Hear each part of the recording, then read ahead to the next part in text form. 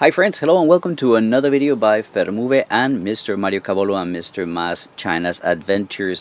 First of all, I would like to welcome all of you to this show, and I want to welcome also Mario. Mario, how are you today? Yes, Fernando. As we say in Chinese, Haozhou Bujian. How are you? It's been a Yeah. while.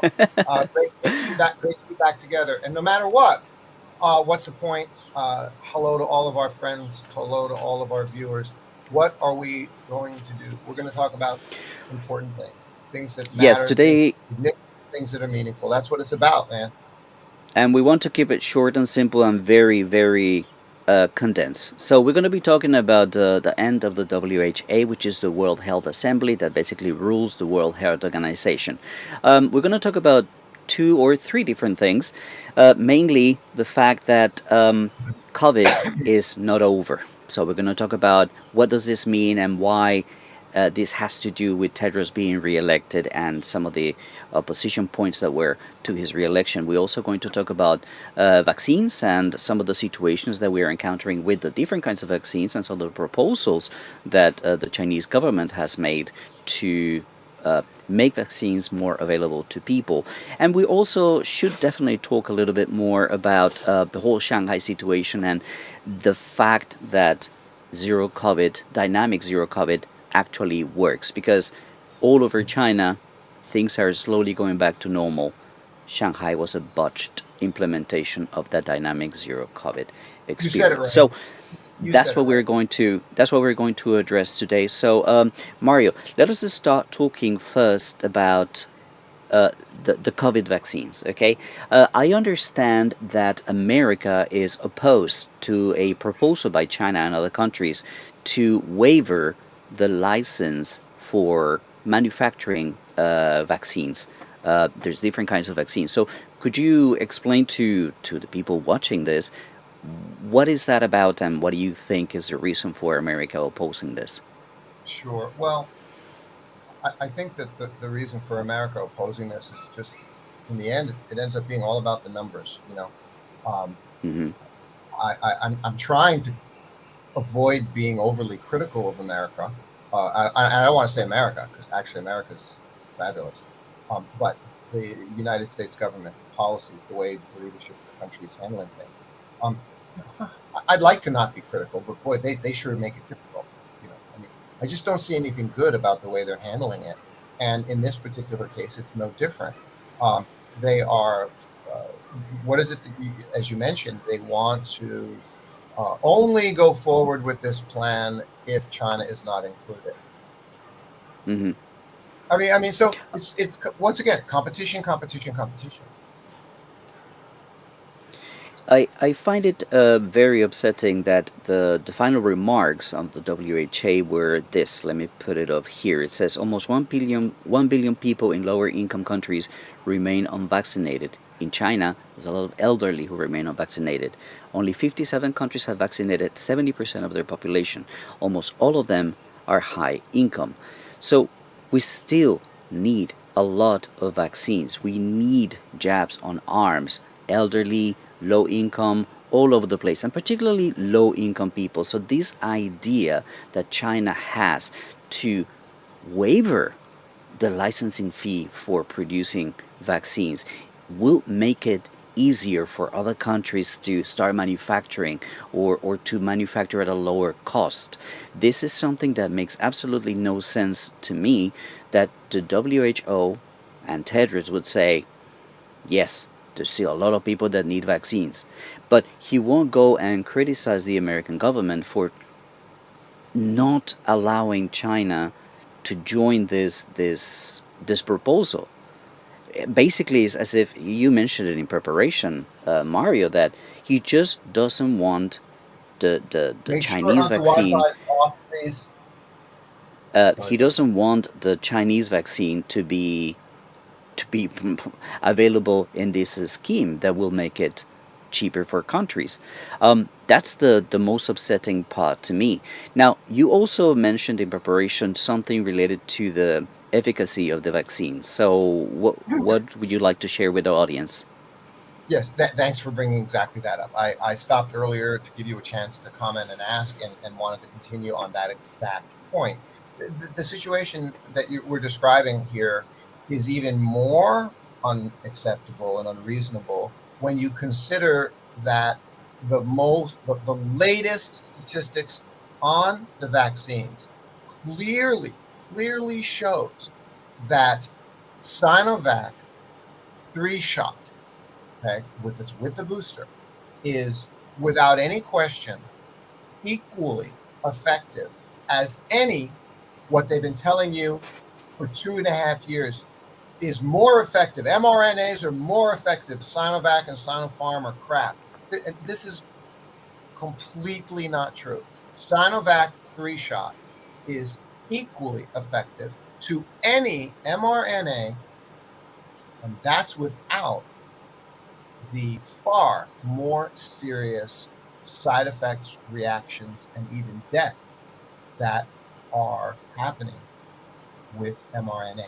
The blood clotting, the heart problems, uh, countless examples. Even in my own family, my cousin got shot, 2 weeks later he had a stroke. I mean, you've got athletes dropping dead all over, professional athletes all over the world dropping dead on the fields. I mean, this is all too crazy and too unusual. And so, while millions and millions and millions of people get the mRNA vaccine and don't have any problem, I understand that. But the small percentage of severe reactions with mRNA compared to the traditional dead cell vaccine like Sinovac is a lot higher, like that much higher, right? Which Hmm. is still tens of thousands, hundreds of thousands, and millions of people who are getting severe reactions. That's not happening with Sinovac, which we now know is equally effective, which is amazing. I all along wanted to get my Sinovac. I got my Sinovac, and I'm happy to have gotten it. But sure enough, this is what they're not telling the world. You know, I want to say something else about this, Fernando. I feel sorry for people in the West because all they get to do is read Western media, and they need to read Western media. And all they get to do is they need to read Chinese media because Chinese media is straight, boring, and factual. Okay. But they're told that it's propaganda. So I feel sorry for people in the West. They're being lied to constantly. And the situation I want to use as an example, I just mentioned about the vaccine, right? And I'm going to make a audio adjustment here real quick. Hang on. Okay, that shouldn't affect my microphone. You can still hear me okay, yes? Yes, Same as yes. before? Yeah, good. So the people in the West, I feel sorry for them because Western media keeps lying to them. And one of the best ways that they lie is the 3 ways to lie is to delete, um, or distort, okay, or to generalize, to delete, and to distort. And deleting is the one. They leave out information that's very relevant. So, for example, they talk about the Sinovac, but they don't tell you this recent information that's a month ago, so it's not that recent. It's very well known. Oh, we now know Sinovac is equally effective. Great. Why don't they want to tell you? They don't tell you this. Who's reported this. Okay, so they leave it out. They don't tell you this. Okay, and the second example of this is with respect to vaccinations. Okay, I'll read it. According to the Washington Post, Associated Press, May 17th article. Okay, what does it say? WHO Emergencies Chief Dr. Michael Ryan, credible guy, works closely with Tedros, says a suppression-only strategy is not a sustainable way to exit the pandemic for any country. And of course, Hmm. he's referring to China. He's following up on Tedros' remarks, which said incorrectly that China's zero COVID policy is unsustainable now, especially because of Omicron, because it's contagious, more contagious. And then this Dr. Michael Ryan follows up and says a suppression only strategy is not a sustainable way to exit the pandemic for any country. Immediately, any Westerner reading that line and reading the rest of the article turns around and says to themselves, that's so stupid in China. They're just doing that zero COVID suppression thing. It's a suppression only strategy. The WHO chief, emergency chief, Dr. Michael Ryan, just said that. Why don't they get their people vaccinated? That would be immediately what a Western person is thinking. Because Mm-hmm. then you continue reading the Washington Post article, and nowhere in the Washington Post article does it say that China has amongst the highest vaccination rates in the world, at now very close to 90%. And it Mm. doesn't even mention in the article that China's vaccination rate is 90%. So this is how they are continuing to leave out relevant information. This is how they continue lying to the public in the West. Admittedly, we have an additional situation to talk about regarding vaccinations. Yes, enough elderly are not vaccinated. That's an issue. We can talk about that too. But 90% overall of the population in China is vaccinated, and they don't even mention it. So they don't want you to understand what's really going on here in China. I think that the fact that he says that is not sustainable has everything to do with Omicron. Oh, it's Omicron and it's different and it spreads a lot faster. Look, Yeah. Shenyang, you also guys had Omicron. Guangzhou, Shenzhen, Jilin, all over China, there have been outbreaks of Omicron, and they've all been dealt with jabs on arms and this dynamic zero COVID approach, which is based on testing, tracing, and isolation. That's all it is. And if the rest of China is okay, I've been traveling for the last 5 months during these outbreaks of Omicron in China. What does that tell you about Shanghai? Shanghai was an exception. Shanghai was Thank you. a situation that was not properly controlled. But the world is looking at Shanghai like that's all of China.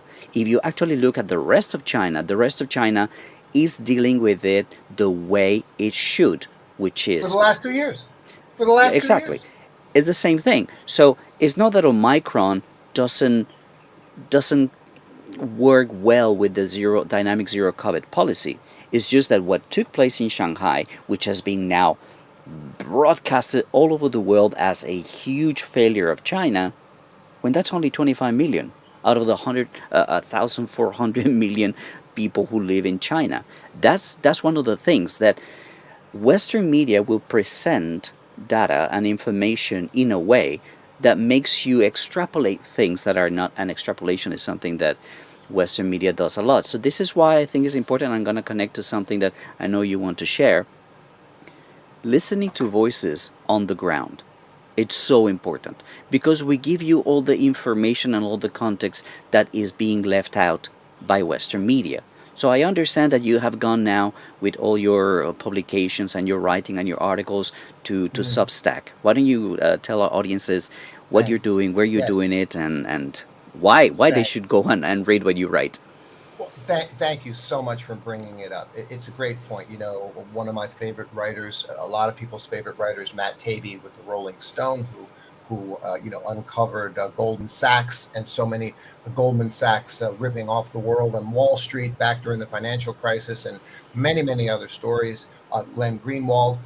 So many professionals have seen that Substack is a great platform to do the writing. And all my comments of making them in Twitter, you feel like you're wasting your time in Twitter, because Twitter is effective in its own way, but there's a lot of other stuff going on in Twitter that is difficult, and it's not that efficient. So now I've moved finally as well, like many many other professionals, to Substack. Please, my newsletter, Mr. Ma's Counterpoint China, in Substack. I'm very happy about it, and encourage and welcome everyone to subscribe. It's $8 a month, but I'm letting it go for free for a while, and all of my writing takes place in Substack, and then from there I'll share out whatever I'm going to share out that's free, out to my Twitter feed as well. I'm really happy about that. Substack is a great platform, and I'm happy to tout it. I'm happy to be on it, and I'm happy to say that I finally launched this. It's been on my mind for many months to launch this newsletter. And on the point of Substack, thanks for mentioning it. I want to continue here. What you were saying earlier, Fernando. I have sent 2 tweets out to the Wall Street Journal and Jonathan Chung with the Wall Street Journal. Okay. So you write articles about Shanghai, the failure of Shanghai. Where's your articles about the other 249 cities in China that haven't failed in controlling and containing COVID?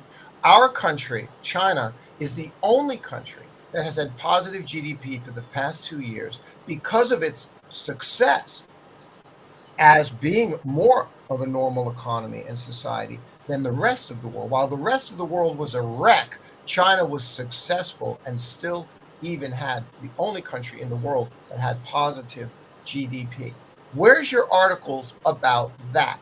So, hey, Jonathan, uh, you know, because of China's success, instead of pointing out the one city that had a problem, what about the other 249 cities? What about the 5 to 10 million people in China who didn't die?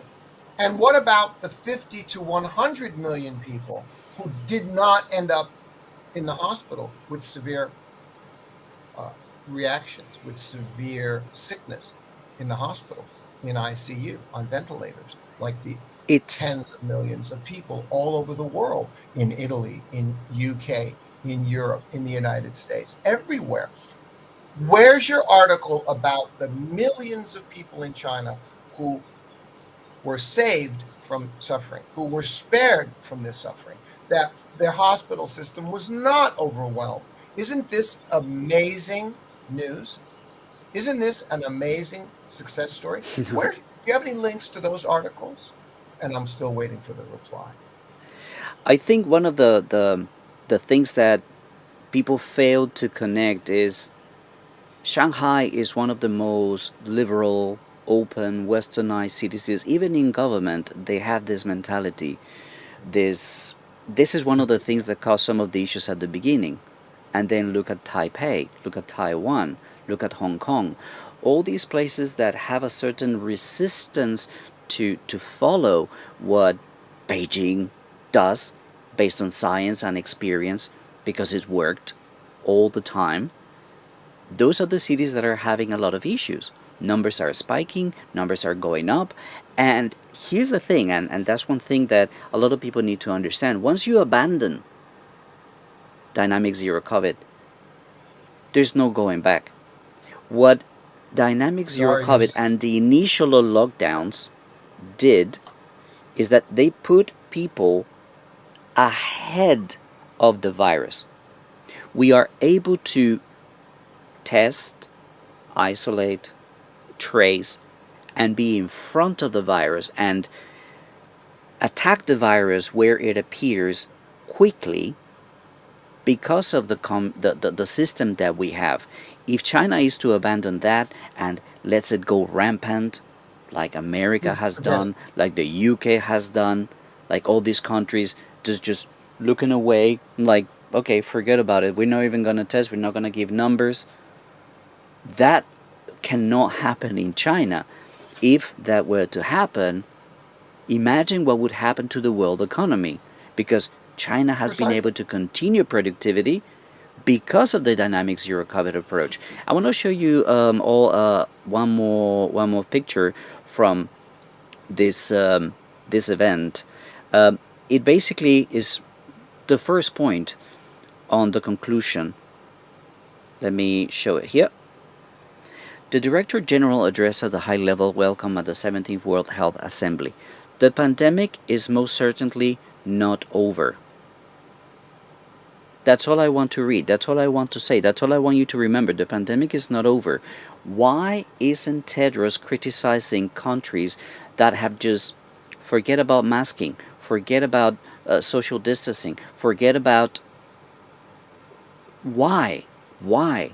If he acknowledges that the pandemic is not over, why is he not I just don't get it. To me, it doesn't I can't understand why would he say that, oh, this is not sustainable. It is sustainable. It has been sustainable for the last 2 years. Shanghai is coming out of the situation and it will spring back. It will go back to where it was. It will take some time, but what can you expect? it is a pandemic, and China is dealing with it. Mario, I wanted to ask you if you have any other thoughts related to Tedros at the helm of the WHO. Any particular thoughts? I mean, when I look at No, the reaction and the no, response no, of the no. world from 2020 until 2022, I don't see how we call that a success. But anyway, what's your thought? Yeah, it really feels like, and I watched his actual statement when he said what he said about China, that we've told China that their approach is unsustainable, blah blah blah, unsustainable, blah blah blah, and he said it in a very lackluster way. He said it without Hmm. authority. He said it like he was reading it. He said it without enthusiasm.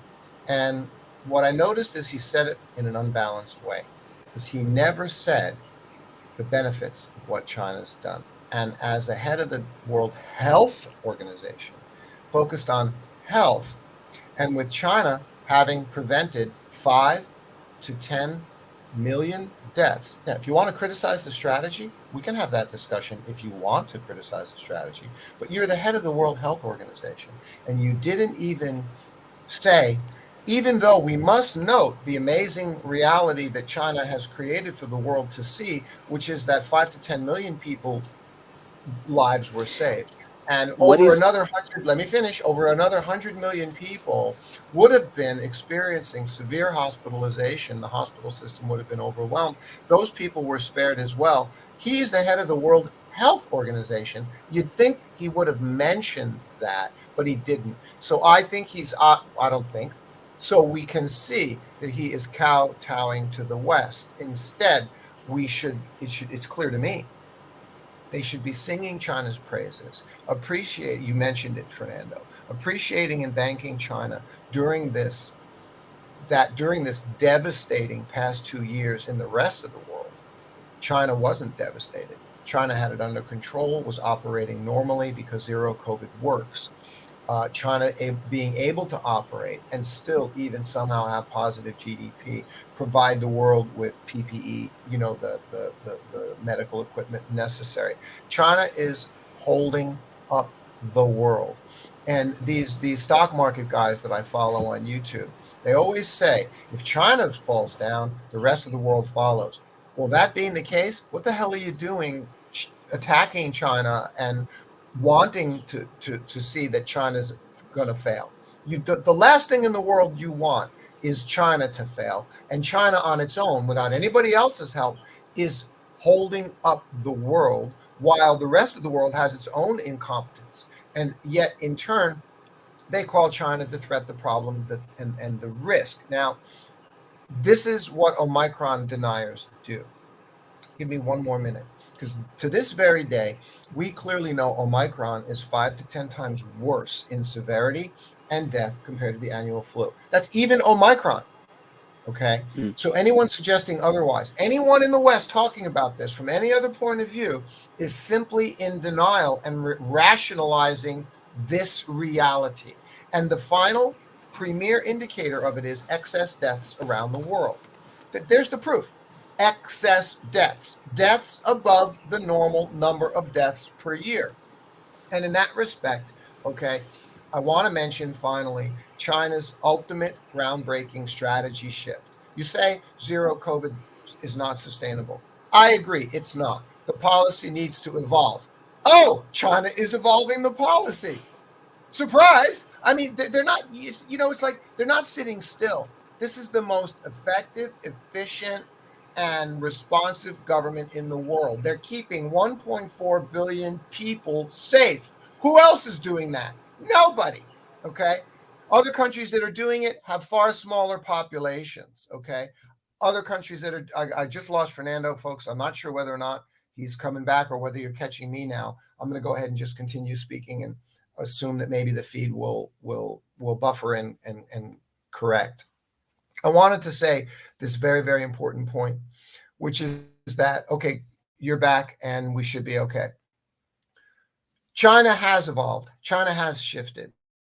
And We came out of a 3-week lockdown in Shenyang, and it was successful. That's the case all around China. It's zero COVID is successful. And again, you should be thankful that it is, because if it wasn't, then the world would be in huge trouble. Okay. China has made a groundbreaking shift to a 48-hour COVID testing strategy that is slowly but surely being rolled out nationwide. It is amazing. Imagine coming up with a strategy that keeps 1.4 billion people virus-free permanently. This is a permanent success. Now, there's a caveat. I've got something to say about it that's not good, but this is an incredible strategy shift. All the cities that are coming out of lockdown, we shift to a 48-hour strategy. There are COVID testing stations all over the city. There's one right over there in my neighborhood. Okay. And every 48 hours, you go and you show them here. I'm going to do it, Fernando. Let's show it to everybody. Okay.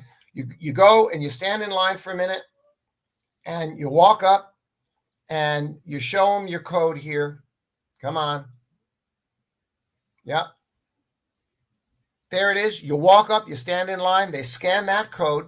Mine is green. See, green, 48 hours. Green, 48 hours. That means I had my positive COVID test. Okay. And that's good for 48 hours. Then I got to go stand in the line again. You say, oh my God, you're kidding me. That's crazy. I agree it's crazy. Follow me. Okay. It's brilliant. It's effective. It's efficient. It's a strategy that works. They've come up with a strategy to keep 1.4 billion people safe. It's amazing. Okay.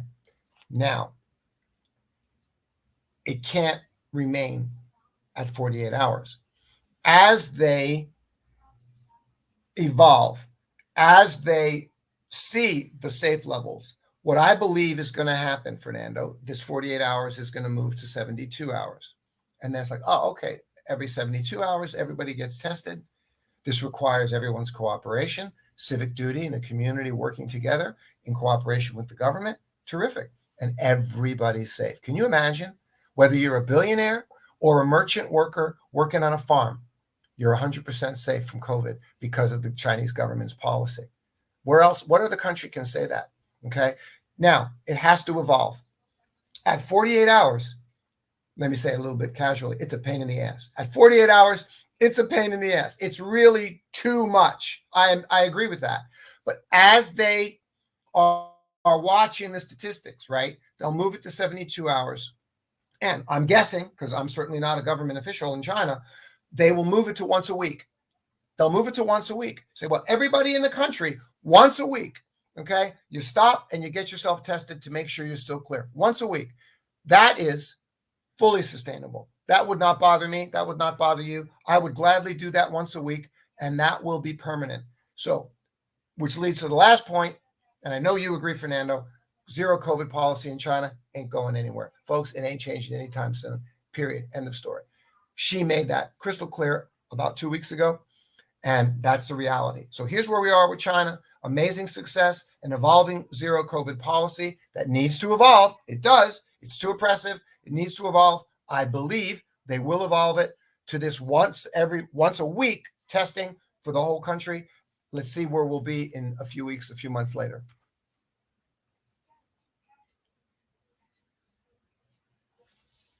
I can't hear you.